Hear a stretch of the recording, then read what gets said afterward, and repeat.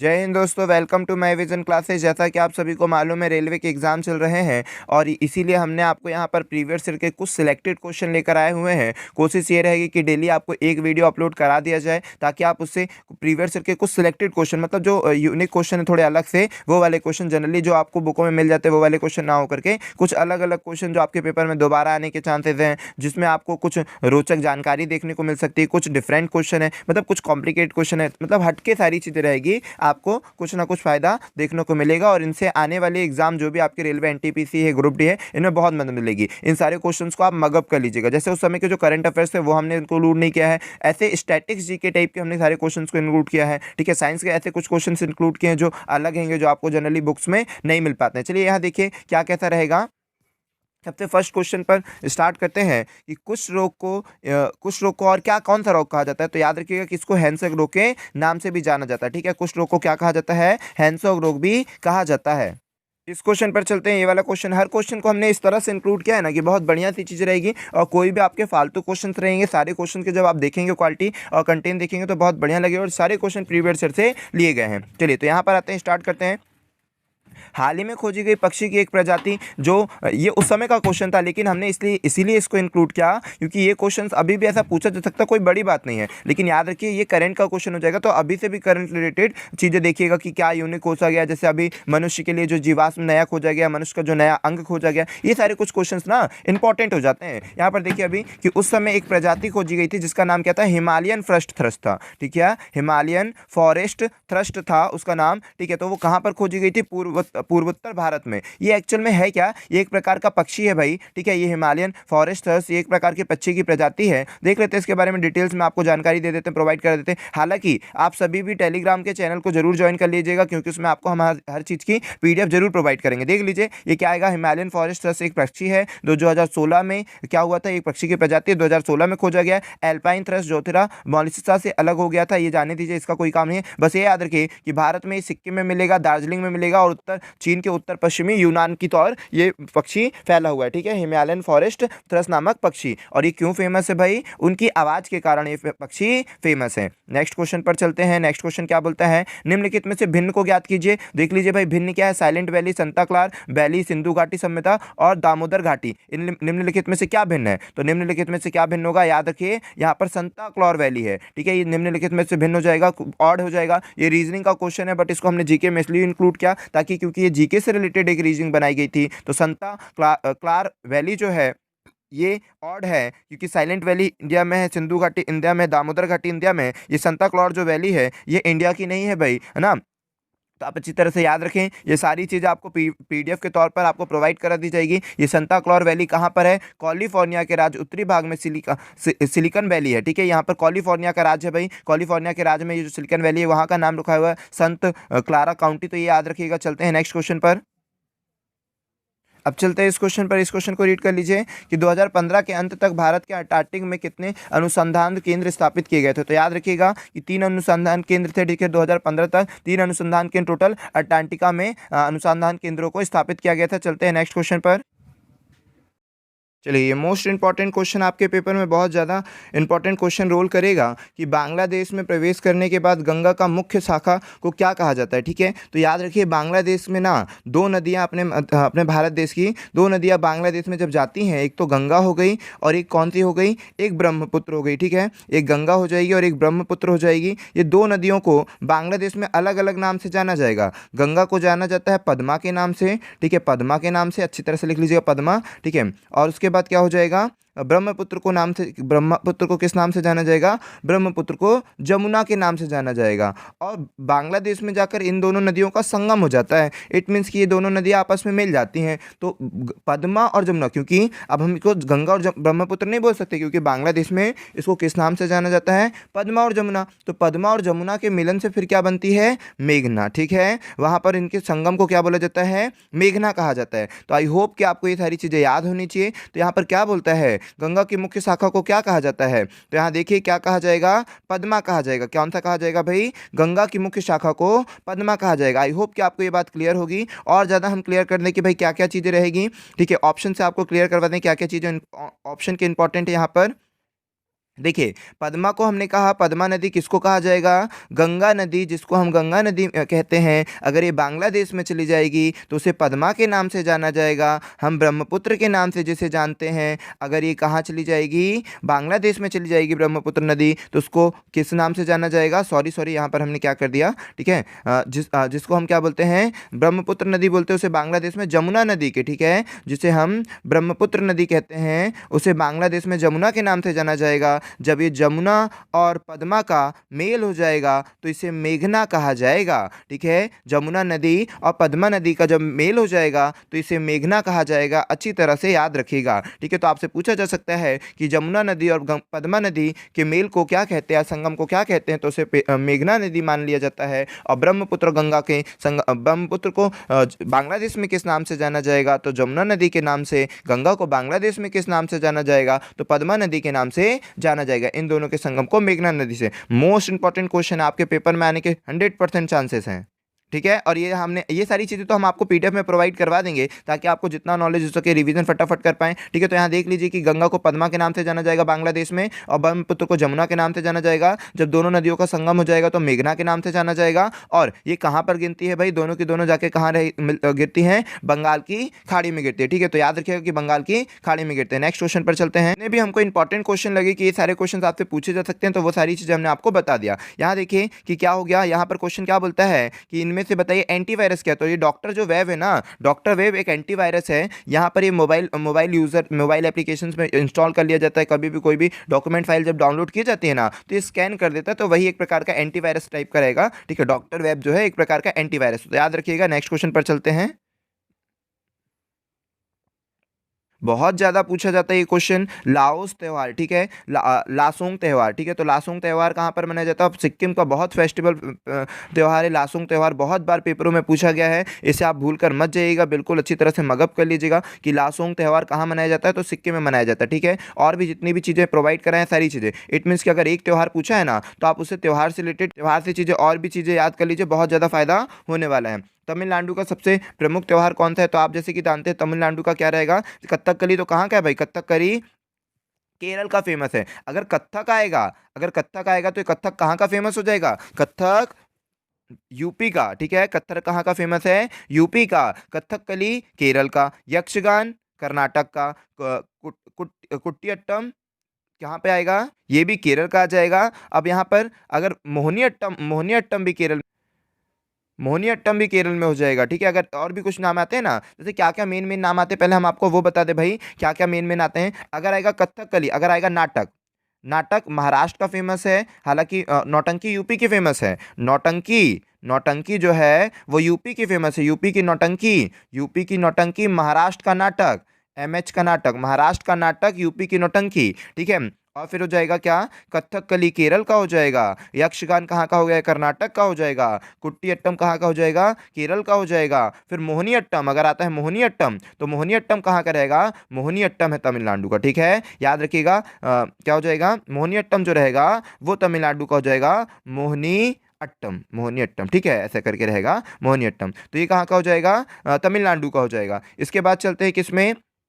अभी ऑप्शन के अकॉर्डिंग ना, क्योंकि ऑप्शन के अकॉर्डिंग तो इसमें कुछ आ ही नहीं रहा है जो हमने नाम पढ़े हैं, ठीक है। और एक और याद रखिएगा, एक और नाम आता है, मोस्ट इंपॉर्टेंट आता है भाई, कौन सा? कुचिपुड़ी। कौन सा आता है? कुचिपुड़ी, ठीक है। कुचिपुड़ी कैसे लिख रहे हैं भाई? ठीक है, यहाँ देख लीजिए कुचिपुड़ी, पुड़ी ऐसे करके लिख देते हैं। तो देखिए कच्ची पुड़ी बन रही ना, कच्ची पुड़ी बन रही, तो कच्ची पुड़ी कहाँ बनेगी? जहां पर आंध्र प्रदेश हो, जहां पर क्या हो? आंध्र प्रदेश हो। आंध्र प्रदेश, ठीक है। क्या नाम है उसका? आंध्र प्रदेश। तो जहां पर आंध्र प्रदेश मतलब जहां पर अब भाई दिख नहीं रहा होगा, जिसको नहीं बोलते जब कच्ची पुड़ी बन जाती है, अंधे थे दिख नहीं रहा था आपको, अच्छे से बनाना था, सेकना था, ठीक है। तो कच्ची पुड़ी, ठीक है, कच्ची पुड़ी क्या हो जाएगा? आंध्र प्रदेश, ठीक है। याद रखेंगे कि कच्ची पुड़ी कहाँ बनेगी? आंध्र प्रदेश। उनको अच्छे से दिख नहीं रहा होगा तभी ना कच्ची पुड़ी बनाए। याद रखिएगा कुच्ची पुड़ी जो रहेगा आंध्र प्रदेश में रहेगा। इसके बाद चलते हैं किसमें? तमिलनाडु का ऑप्शन के अकॉर्डिंग। बाकी सारी मोस्ट इंपॉर्टेंट चीजें हमने आपको प्रोवाइड करा दी हैं। अब चलते हैं ऑप्शन के अकॉर्डिंग क्या होगा। तो तमिलनाडु का सबसे लोकप्रिय नृत्य क्या होगा? कारगम, ठीक है। यहाँ पर ये ऑप्शन में कारगम रहेगा। ये सारे ऑप्शंस में ये सभी केरला और अदर स्टेट के, ठीक है, कर्नाटक के हैं। तो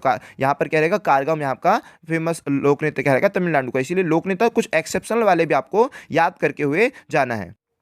याद रखिए इसकी डिटेल, ये सारी डिटेल हम आपको ना टेलीग्राम चैनल पर प्रोवाइड करा देंगे, आप वहाँ जरूर ज्वाइन करिएगा, ठीक है। उस टेलीग्राम चैनल का भी लिंक हम डिस्क्रिप्शन में आपको डाल दी देंगे। यहाँ समझ लीजिए ये क्या बोलते हैं, कारग्रम एक नृत्य है, ठीक है। आप याद रखिए कारग्रम एक नृत्य है जो कि कहाँ का है, तमिलनाडु का फेमस डांस है। ये क्या किया जाता है, मारी अम्मान और गंगई अम्मान, ठीक है। मारी अम्मान और गंगई अम्मान की एक पारंपरिक, मतलब ग्रामीण में जो बारिश की देवी माना जाता है ना, जिसको गाँव में बारिश की देवी माना जाता है, वहाँ पे क्या कौन सी देवी, मारी अम्मान और गंगई अम्मान के नाम से जिनको जाना जाएगा, उन्हीं के लिए, उन्हीं को खुश करने के लिए एक प्रकार का डांस प्रस्तुत करते हैं कि आप बारिश पहुंचे, है ना। इस तरह की परंपराएं रहती है। तो कारग्रम नृत्य जो फेमस क्वेश्चन, मतलब मेन हमारे लिए इंपॉर्टेंट है, वो ये है कारग्रम नृत्य कहाँ से सम्मिलित रखता है, तमिलनाडु से, ठीक है। कारग्रम नृत्य तमिलनाडु।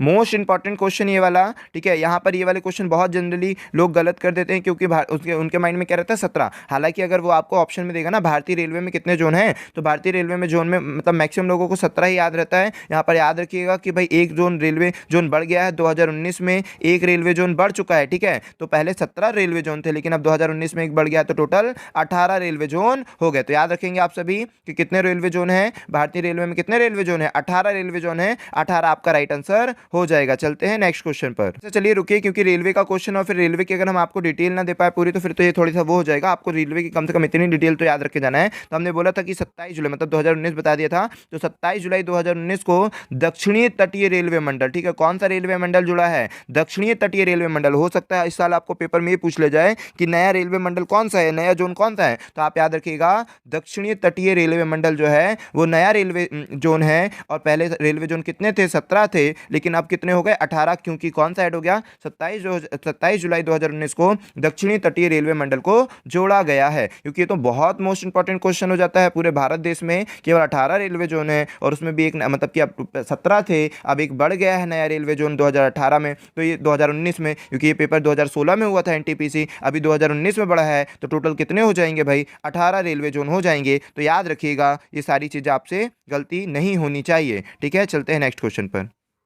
यहाँ देख लीजिए कुछ रेलवे के लिए इंपॉर्टेंट चीज़ें जान लीजिए, लेकिन कई लोग जो रेलवे से बिलोंग करते हैं, रेलवे की जानकारी रखते हैं, उनको ये सारी चीज़ें नॉलेज होना चाहिए कि भारतीय रेलवे में कुल 18 जोन हो गए हैं, ठीक है। भारतीय रेलवे में कुल कितने जोन है, 18 रेलवे जोन है और 73 डिवीज़न है। इसके बाद क्या रहेगा, डिवीज़नों का नेतृत्व कौन करता है, ठीक है। जो मतलब कि होता है ना एक सबसे हेड कौन रहेगा, महाप्रबंधक। तो पूरे जोन का पूरे वहाँ पर पूरे जोन का जो 18 जोन होता है ना, सब जोन का एक एक जीएम होता है। डीआरएम तो अलग अलग बहुत सारे रहते हैं, लेकिन डिवीजन रेलवे है ना, क्योंकि डिवीजन कितने हैं, डिवीजन 73 है, तो इसका मतलब डीआरएम कितने होंगे, 73, ठीक है। 73 डिवीजन्स हैं, तो इसका मतलब डीआरएम 73 होंगे, बट जोन कितने, 18, तो इसका मतलब जीएम कितने होंगे, 18। तो ये जो जीएम होता है सबसे हेड कहलाता है, ठीक है। तो जीएम सबसे हेड हो जाएगा, ये सबसे हेड कहलाएगा। तो ये जो डीआरएम है ना डिवीजन रेलवे के, तो इनको बोला जाता है डिवीजन रेलवे प्रबंधक को बोलता है डीआरएम, ठीक है, डिवीजन रेलवे मिनिस्टर, ठीक है। उसके बाद बोलेंगे उसके बाद क्या रहेगा, महाप्रबंधक का जीएम का रहेगा, ठीक है। तो याद रखिए सबसे हेड कौन होता है, जीएम रहेगा इनमें, ठीक है। अगर जोन की और डिवीजन की बात की जाएगी, और उससे छोटा रहता है डीआरएम रहता है। कुल जोन कितने हैं, 18 जोन है, और कुल डिवीजन कितने हैं, 73। तो ये सारी चीज़ें आपके लिए मोस्ट इंपॉर्टेंट चीज़ें, इनको भूलकर मत जाइएगा। और एक और बात याद रख लीजिएगा कि सबसे बड़ा जोन कौन सा है, तो सबसे बड़ा जोन है नॉर्थ जोन या उत्तरी जोन, ठीक है। सबसे बड़ा जोन कौन सा है, नॉर्थ जोन या उत्तरी जोन। अब चलते हैं मोस्ट इंपॉर्टेंट चीज़ों पर कि कहाँ पर किसके जोन है, वो सब याद रख लीजिए। किसका हेड ऑफिस कहाँ पर है, किसका मुख्यालय कहाँ पर है। हालांकि ये पीडीएफ आपको प्रोवाइड करवा दी जाएगी, बट आप थोड़ी बहुत एक बार पढ़ लीजिए, ठीक है, ताकि आपको रिमेंबर रहे। आप पीडीएफ डाउनलोड करके पूरी चीज़ें स्टडी कर लीजिएगा अच्छी तरह से। देख लिया यहाँ पर मध्य रेलवे जोन मुंबई में है, मध्य रेलवे मध्य मुंबई, ठीक है। उत्तर रेलवे दिल्ली में है। आप जब मैप बनाएंगे ना, और मैप से जब एनालाइज करेंगे तो और ज़्यादा क्लियर हो जाएगा। उत्तर रेलवे दिल्ली में है। पूर्वोत्तर रेलवे कहाँ हो जाएगा, गोरखपुर। पूर्वोत्तरी सीमांत रेलवे गुवाहाटी। पूर्वी रेलवे कोलकाता। दक्षिणी मुख्य रेलवे कोलकाता, ठीक है। उसके बाद क्या हो जाएगा, दक्षिणी मध्य रेलवे सिकंदराबाद। दक्षिणी रेलवे चेन्नई। पश्चिमी रेलवे मुंबई, और फिर दक्षिण पश्चिम रेलवे हुबली। उत्तर पश्चिम रेलवे जयपुर। और डब्ल्यूसीआर मोस्ट इंपॉर्टेंट है, ये कई बार पेपर में पूछ लिया गया है। मतलब पूछने को तो हर चीज़ पूछा, लेकिन डब्ल्यूसीआर भी मोस्ट बार पूछा गया है, ठीक है। हर चीज़ इंपॉर्टेंट है, क्योंकि भाई 17 रेलवे जोन है, कहीं से भी पूछ सकता है कि किसका हेड ऑफिस कहाँ पर है, लेकिन डब्ल्यूसीआर पे पूछा गया जबलपुर एमपी में है ना, मध्य प्रदेश, तो याद रखिएगा। फिर उत्तर मध्य रेलवे इलाहाबाद। दक्षिणी पूर्व मध्य रेलवे बिलासपुर। पूर्व तटीय रेलवे भुवनेश्वर। पूर्व मध्य रेलवे हाजीपुर। और मेट्रो रेलवे कोलकाता। अभी जो नया रेलवे, क्योंकि अब नया बना है तो नए से इंपॉर्टेंट क्वेश्चन पूछ सकता है, इसलिए दक्षिणी दक्षिणी तटीय रेलवे का हेड ऑफिस कहां पर रहेगा या मुख्यालय कहां रहेगा? विशाखापट्टनम। अच्छी तरह से याद रखिएगा, भूलिएगा मत।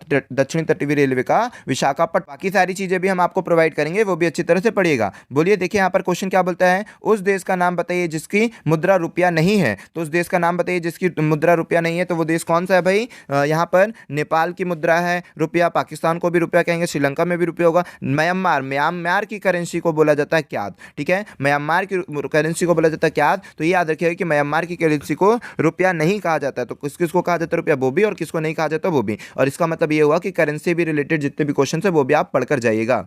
यहां देखिए कि ये क्वेश्चन क्या करता है, राष्ट्रीय वायु गुणवत्ता सूचकांक प्रदूषक की एकाग्रता के आधार पर निर्धारित किया जाता है। ये समझिए कि कितने प्रकार के अवयव होते हैं जिनसे पता किया जाता है कि राष्ट्रीय मतलब कि एयर पॉल्यूशन कितना है। समझ रहे हो, एयर पॉल्यूशन कितना है, कितना पॉल्यूशन हो रहा है, ये कैसे डिसाइड करते हैं? आखिर कौन कौन सी, क्योंकि अपने वायुमंडल में तो कितनी सारी गैसें हैं, तो आखिर कैसी कौन कौन सी मुख्य गैसों को देखकर ये डिसाइड किया जाता है कि वायु प्रदूषण का स्तर बढ़ रहा है कि घट रहा है। तो इसलिए याद रखिएगा कि कुल कितने अवयव है भाई? 8 अवयव हैं, जिनको देखकर यह पता किया जाता है कि वायु प्रदूषण का स्तर क्या है। ठीक है, वायु गुणवत्ता का सूचक क्या है? तो याद रखिएगा 8 प्रकार की गैसेस को ध्यान पर रखकर वायु प्रदूषण की इंडेक्स निकाली जाती है। मोस्ट इंपॉर्टेंट क्वेश्चन, सारे के सारे प्रीवियस ईयर है। यकीन ना हो तो जाकर देख लीजिएगा, मिलाइएगा प्रीवियस ईयर क्वेश्चनों को, जरूर आपको ये क्वेश्चन देखने को मिलेंगे। कोई भी अलग क्वेश्चन नहीं, और वही सिलेक्टेड क्वेश्चन। ठीक है, हमने आपके लिए मेहनत करके पूरे सिलेक्टेड क्वेश्चन लेकर आए हैं भाई, फालतू के कोई भी क्वेश्चन नहीं, सारे काम के क्वेश्चन, और सारे नेक्स्ट ईयर आने के मतलब इस ईयर आने के बहुत चांसेस हैं।